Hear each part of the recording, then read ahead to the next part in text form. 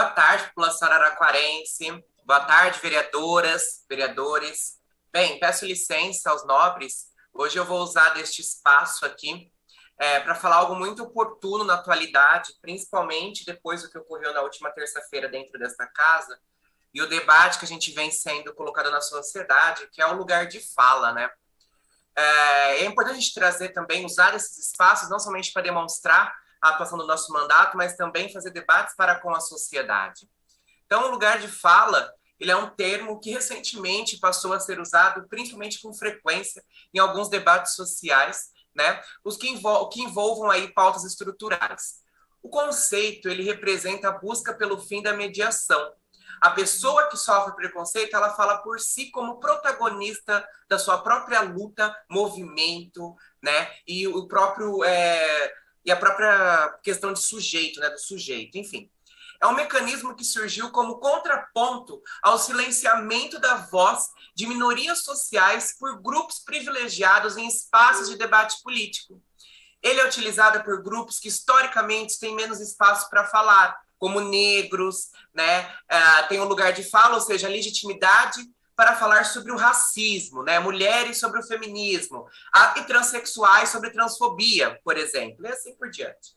Na prática, o conceito ele pode auxiliar pessoas a compreender o que falamos e como falamos marca as relações de poder e reproduz ainda que sem intenção o racismo, o machismo, a LGBTfobia e preconceitos de classe e também o que tange preconceitos religiosos.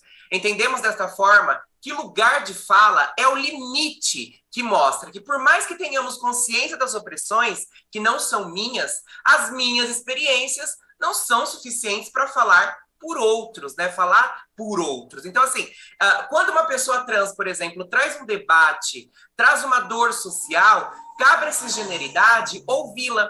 E antes de questioná-la, refletir se de fato o seu questionamento é válido ou não é legitimado, ou não é legitimando ainda mais a opressão. Então, ou seja, não é que a cisgeneridade não possa questionar, mas fica o exercício para que essas pessoas se questionem se o que elas vão reproduzir ainda não é uma reprodução da misoginia, né, do patriarcado, da transfobia. E isso para todos os outros segmentos. A mesma coisa para pessoas negras quando elas vão falar, né? Então nós precisamos também ouvir mais, né?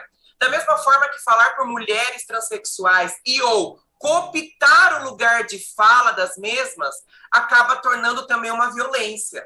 Por ser aliado não é obter as rédeas, o protagonismo. E isso vale para todas as pautas estruturais, né? Então, assim, qual é o lugar do aliado nas lutas sociais? Nós precisamos fazer esse debate também, né? Vamos colocar em prática, né, o nosso lugar de fala, fazer um exercício de ouvir mais, né? É isso que a gente precisa fazer. No mundo como o nosso hoje, precisamos ouvir mais, pois não iremos avançar enquanto sociedade se não ouvirmos sequer os anseios e falas daqueles perseguidos historicamente.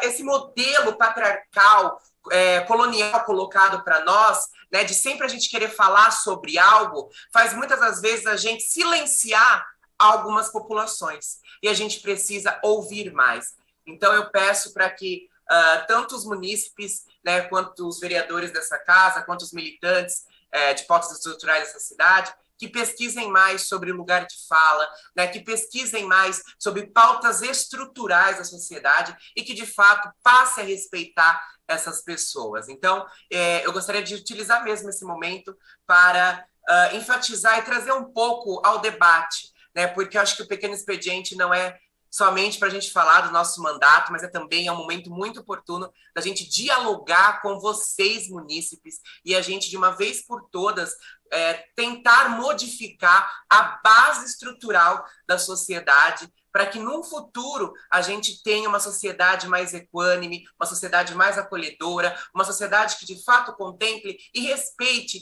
a pluralidade humana.